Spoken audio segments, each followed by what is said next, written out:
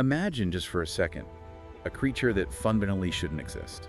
It's a biological paradox. On one side, you have the snake. It's earthbound, cold-blooded, slithering through the dirt. A symbol of the ground beneath our feet, maybe even a little dangerous. And on the other side, you have the bird.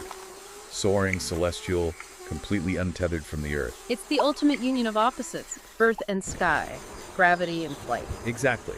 And when you smash them together, you don't just get a cool monster, you get Kukulcan, the Feathered Serpent. One of the most enduring, complex, and frankly visually stunning figures in all of human history, and certainly the superstar of the Maya pantheon. Today, we are taking a deep dive into the steaming jungles of the Yucatan Peninsula. We're virtually standing at the base of Chichen Itza, craning our necks up at those massive limestone steps. Trying to figure out how a single deity managed to pull off a miracle. And I don't mean a supernatural one. No, we're talking about a geopolitical miracle. A miracle of branding, really. Right. We're unpacking how this monster managed to do something no other Mesoamerican religion had really done before.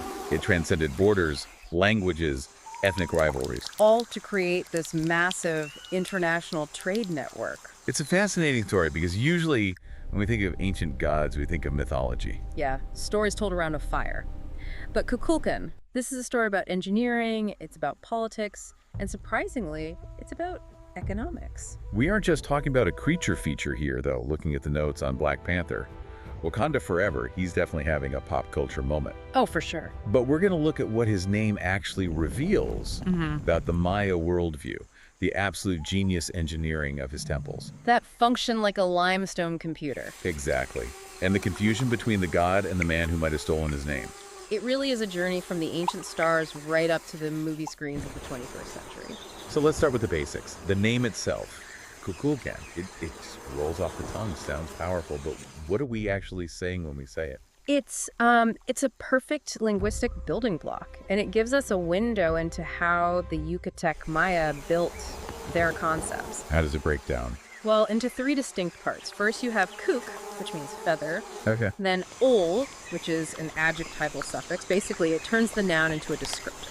So now we have feathered. And the final piece Is kan, which means snake. So quite literally, feathered snake. Or plumed serpent, if you want to be a bit more poetic. But here's the thing. This wasn't a concept unique to just one group of people.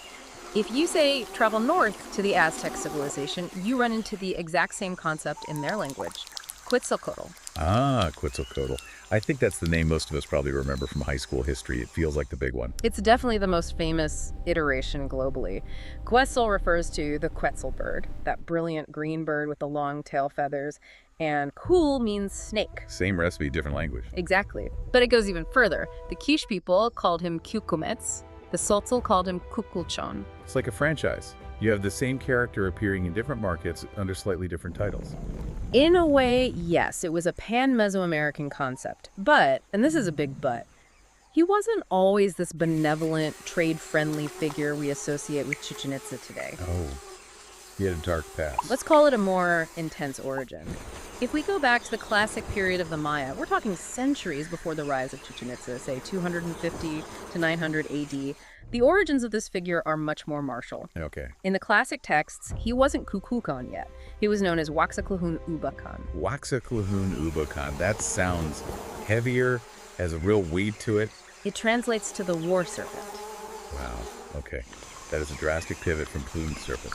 War serpent sounds like something you run away from, not something you build a trade network around. It is. In the classic period, the imagery is intense. He was often depicted as a vision serpent. You have to picture the stone lintels at a site like Yaxchilan. You see a king or a queen performing a bloodletting ritual. They're sacrificing their own blood onto paper strips. Exactly. And then they burn the paper, and out of the smoke of the burning paper rises the serpent.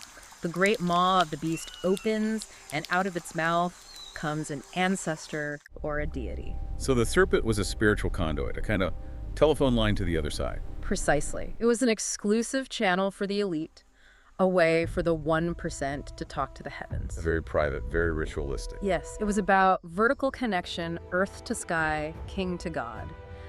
But as we move from the classic to the post-classic period, around 900 AD, something shifts. And this is the part of the research that I think is the most significant. What happens? Kukulcan goes from being a private messenger for kings to being a symbol of something much more tangible, territorial divinity and trade. Okay, this brings us to that concept we touched on in the intro, the Internet of the Ancient Maya.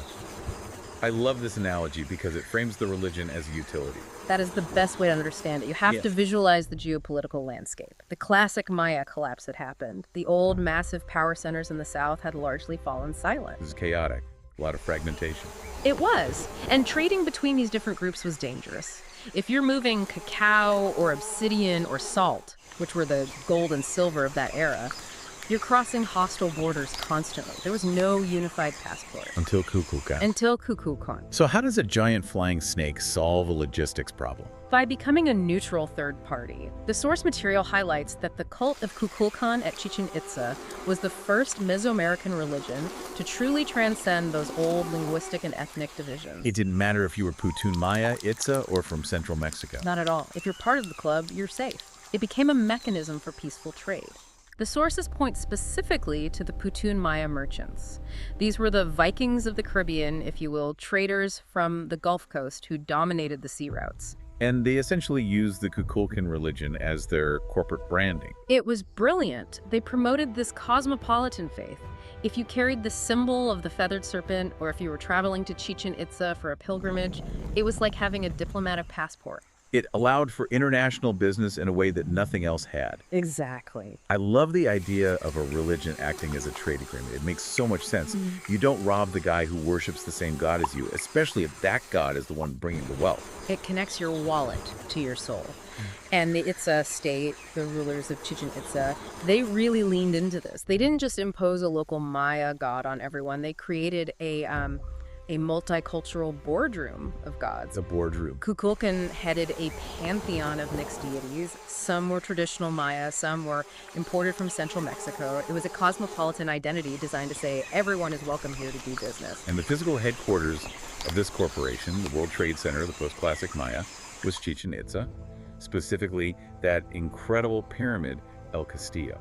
The castle, yes. And this is where we need to talk about resources, specifically stone and stars, because the way they built this temple proves that Kukulcan wasn't just a myth, he was a mathematical obsession. I've seen photos of El Castillo, and it's imposing. It looks solid, heavy. But it's not just a pile of rocks, is it? It's a machine. Far from it. It's a clock made of limestone. The pyramid is a physical calendar. It has 4 sides, each with 91 steps. Let me do the math. 91 times 4 is 364. Plus the top platform, and you get 365, the days of the solar year. But the real genius isn't the step count, it's what our sources call the cinematic moment. This is the equinox event, right? People still flock there by the thousands for this. They do. Twice a year, during the spring and fall equinoxes, the sun hits the pyramid at a very precise angle in the late afternoon. The pyramid has 9 terraces. As the sun sets, the shadows of those terrace edges are cast onto the northern stairway's balustrade. And because of the geometry. It creates a series of triangles of light and shadow, and at the bottom of the stairs there are massive stone carvings of serpent heads. So what you see is a body of light and shadow connecting to these stone heads. Creating the illusion of a massive serpent slithering down the side of the pyramid. From the heavens to the earth. That is, I mean, the level of sophistication to pull that off, you can't just eyeball that. You're building with tons of rock, and if your angle is off by a single degree, the whole effect fails. It's advanced astronomy and engineering working in perfect harmony. They use the limestone to capture the movement of the cosmos. And it connects back to that idea of the vision serpent we mentioned earlier, but on this grand public scale. Right. Instead of the king seeing the serpent in a private, smoky room, now the entire city sees it. The serpent descends for everyone. Exactly. It's a massive statement of power. My god is here, and he's walking down the stairs. And there's another engineering trick there, too, isn't there? One that deals with sound, not light. The Quetzalcoatl clap. Yes, this is one of my favorite details. If you stand at the bottom of the steps of El Castillo and clap your hands, just a sharp, loud clap, the echo that bounces back. It doesn't sound like a clap. It sounds like a chirp. A chirp. Specifically, it mimics the call of the Quetzal bird. Which is the feathered part of the feathered serpent. Exactly. They tuned the acoustics of the limestone steps to mimic the sacred animal of the god. It's mind-blowing. You clap your hands, and the pyramid sings back to you with the voice of the deity. Light, shadow, sound. It was total theater. Political theater. And this legacy didn't end when Chichen Itza fell. When its power waned, the center of worship moved to a city called Mayapan. And they built a mini-me version of Chichen Itza there. Pretty much. Complete with temples decorated with feathered serpent columns, the politics followed the god. Always. Even at the time of the Spanish colonization in the 1500s, the high priest of Kukulcan was the patriarch of the Shu family, one of the two most powerful men in the region. Okay, now this leads to a bit of a confusing point. We have Kukulcan the god slithering down pyramids, but then the records also talk about a man named Kukulcan. This is the identity crisis of the sources. Yeah. In the Yucatec records, the line between the deity and the man is very, very blurry. So was he a god walking among men, or a man who had a really, really good PR team? The evidence strongly suggests the PR team. Historical records mention a ruler or priest who arrived at Chichen Itza in the 10th century bearing the name Kukulcan. But the texts from the 9th century describe a vision serpent. Right. The earlier texts never identify Kukulcan as a human. He's a spirit, a monster, a god. But by the 16th century, writers are describing him as a historical person who came from the West. So what's the verdict? How do we reconcile the snake and the guy? The consensus among scholars is that it's likely a case of a ruler adopting the name of the deity to claim authority. It's a classic power move. Like a king calling himself Zeus. Or think of the Pope taking a specific name, but even more direct. If you name yourself after the god of trade, wind, and connection, you are claiming those attributes for your reign. You are saying, I am the earthly avatar of this power. It definitely adds a layer of authority. Don't argue with me, argue with the giant snake. Precisely. It blurs the line between the ruler's laws and the god's will. Okay, let's step away from ancient politics and look at the stories. Because you can't have a giant flying snake without some incredible folklore. And what I love is that these stories aren't dead. No, they're still told by the modern Yucatec Maya today. That's the resilience of oral tradition. One of the most poignant ones is about the earthquake boy. I love that title. Tell us about this one. So the story goes that Kukulcan was born as a boy, but he was actually a snake. His sister cared for him, hiding him in a cave to keep him safe.